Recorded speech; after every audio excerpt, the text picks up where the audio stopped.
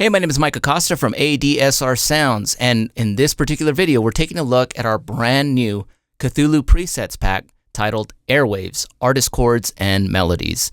Now, the other two Cthulhu preset packs that we've done in the past have been insanely popular on ADSR. People keep asking us when we're going to do another one. So this is our latest one called Airwaves, and there's a bit of a twist to it. So I'm going to walk you through the actual pack, show you the presets, and how to actually use them creatively within your production workflow. There's also a couple of bonus features in there, so I want to definitely show you what those are, and that way you can really get the most out of this particular pack. So let's get started. All right, so let's take a look at the pack. Here it is, Airwaves, and here is that folder opened up. And as you can see, it's formatted as our other preset packs. The location for the presets on a Mac is at your main hard drive, which would either be Mac HD or whatever you named it, Library, Audio, Presets, X for Records. And on Windows, it should be under Documents/X for Records. That's where you should find the presets folder. When you open up that X for Records folder, you'll see Cthulhu presets right here. If you have any of the other X for Records plugins, those preset locations are all located here as well. So if we open up Cthulhu, you'll see there's the ARP and chord folder, and that is exactly where you will drop those preset files. Now in this pack, we formatted the presets a little bit different. So if we take a look at the ARP presets folder, this is just the same as before. So you can simply grab this and drag it on over to the ARP folder in the Cthulhu preset section. But under the chord presets, you'll notice that there are no preset files in here and that we have subfolders. Now, Cthulhu will not recognize subfolders, so you can't just drag the main top folder on over to the chord folder within the preset location. You'll need to highlight all of the artist folders here and then go ahead and drag those over into the chord section. And if you're wondering why we called this Airwaves or what's so different about this, what we did was we went and researched all of the biggest Billboard charting dance tracks from a lot of really big electronic artists and DJs. And what we did was we recreated all of the chord progressions from these big songs. So for example, here under Chainsmokers, if we open this up, you'll see that you have 5 preset files in there, and it is 5 of their most biggest songs: Closer, Something Just Like This, Don't Let Me Down, Paris, and Roses. It also tells you what key the song is in, so it makes it easy to let you know if you're creating a remix or doing something else, whether you can use these chords in that particular project or not. And I'll show you exactly what to do with those presets inside of Ableton in just a second. We've also added some example MIDI files, and I'll show you what those do inside Ableton. And with this pack, we've also included some bonus samples. So we included the drum one-shots from all the beats that we did in the audio demo. We included some music loops, and as well as the synth one-shots that you can load into any sampler of your choice. Now, all these synth one-shots we recreated from scratch, so you can load it right into whatever you like and start programming right away. We also included some sampler instruments. So we give you an Ableton drum rack with all the drums properly mapped out, Contact 5, so you have the different drum kits there, and also Machina 2. We give you all of the drum kits mapped out in Machina kits. So very easy to just load up and start sequencing. So let's get right into Ableton, and I'll show you guys exactly what you can do with these presets. Okay, so here we are inside Ableton Live 10, and we have Cthulhu loaded up on the first MIDI track up here, and here it is. It's initialized, nothing's playing. And right now we're using Cthulhu's internal sound engine. And so let's click on the preset box, and you can see now that all of the artist subfolders are all here in the preset location. You simply select an artist, and you'll see the presets for the popular songs within that artist folder. So if we take a look at Calvin Harris, there's all those songs there. My Way, How Deep Is Your Love? And let's go back to Major Lazer. We'll load up Lean On. Now we've laid out these chord progressions in a really easy way for you to play them. It's simply from left to right. So you start on the first note right there and just play from left to right up the keyboard scale. So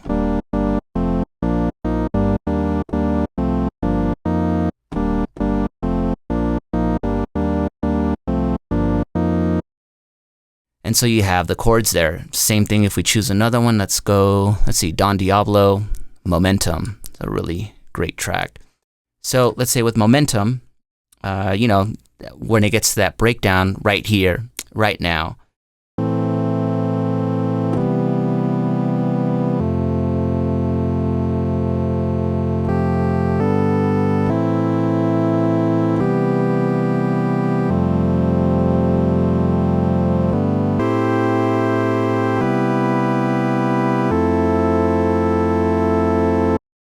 So it doesn't sound like a whole lot right now, but that is the chord progression from the breakdown.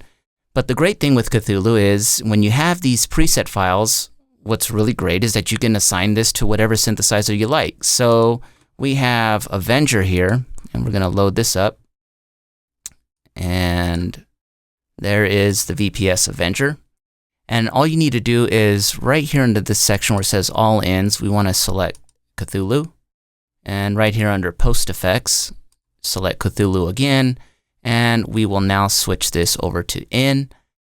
And what will happen now is when we trigger the keyboard, Cthulhu will send that chord information right on over to Avenger. And so what we want to do now is we want to turn off the sound from Cthulhu because we don't want that, and we only want to hear Avenger. So now let's play this again.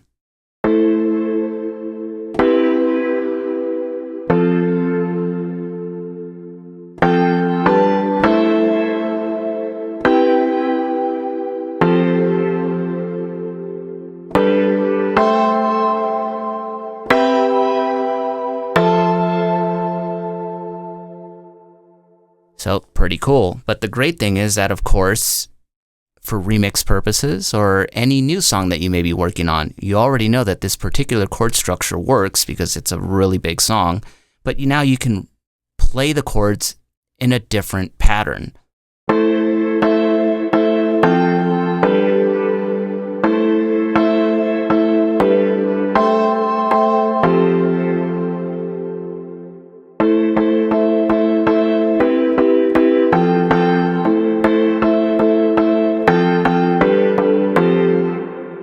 You get the idea.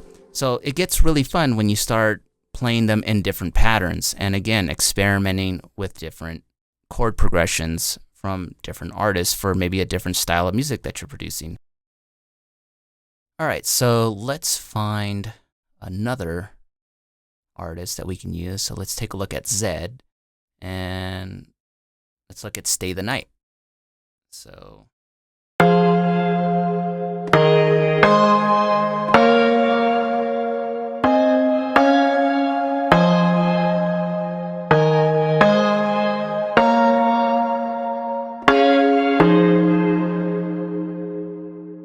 So again, really cool.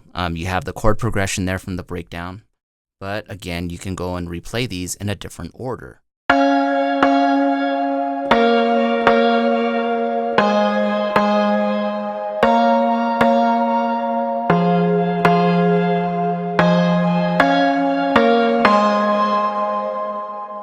So let's actually record some stuff. So let's go into Z again and let's choose something in F minor. So this one track that I'm going to show you right now is something that I'm working on with some friends of mine, with Covert Mine and John Bacchio, who's doing the vocals on this, and we've been working on this, and this is a really cool way to maybe come up with some different chord progressions for this particular song. All right, so let's see how this would work. I met a girl on the West Coast. She told me that she knows all about my tricks and game. Bet you that she throws all the shade and shadows purposely on my name, yeah. Little does she know she's gone in too deep. There's no turning back, counting hours of sheep, chasing the shadows that creep in the light. Back to the bottle she chases at night, yeah. Keep your hands off me, you're dead wrong, yeah. You think you know me, but you're dead wrong, yeah. You're dead wrong, but you're dead wrong, right, so you get the idea there is that you can do some really, really cool things with your own productions using these chord progressions. And obviously you can record that. So if we wanted to record it, you just hit record and it's going to record it as single notes.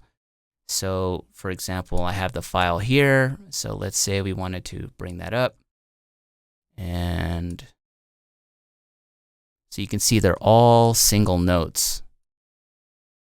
And now if I play this back. I met a girl on the West Coast. She told me that she knows all about my tricks and games.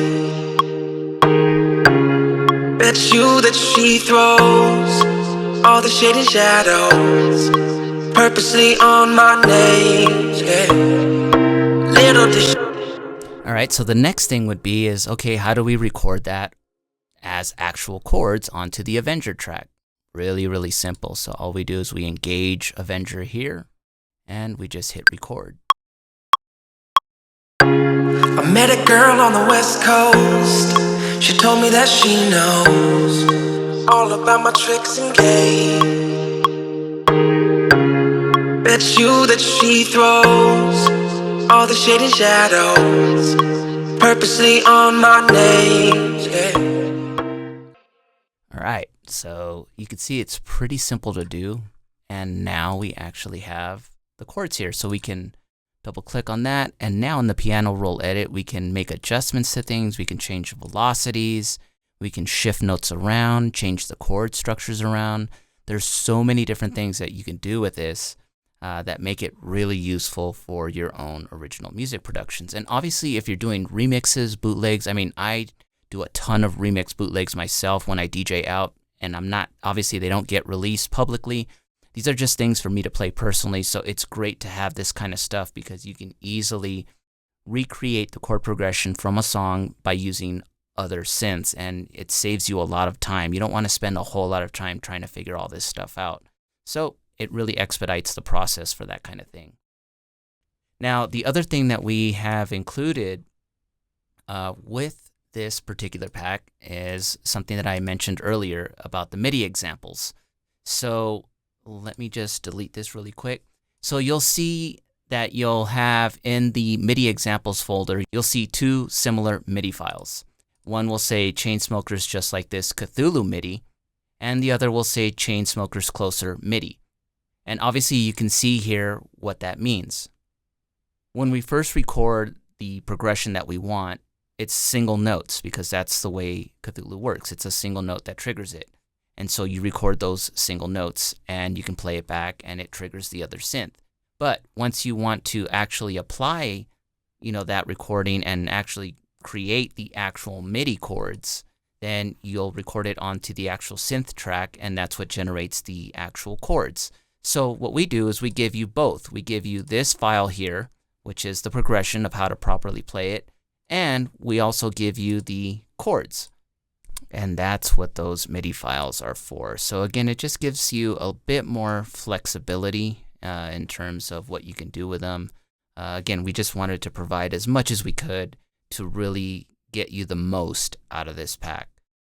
Make sure you hit the subscribe button below so that you're constantly up to date with all of the latest quick tip videos, first looks, overviews, courses, and everything ADSR. Again, my name is Mike Acosta, and I will see you in the next video.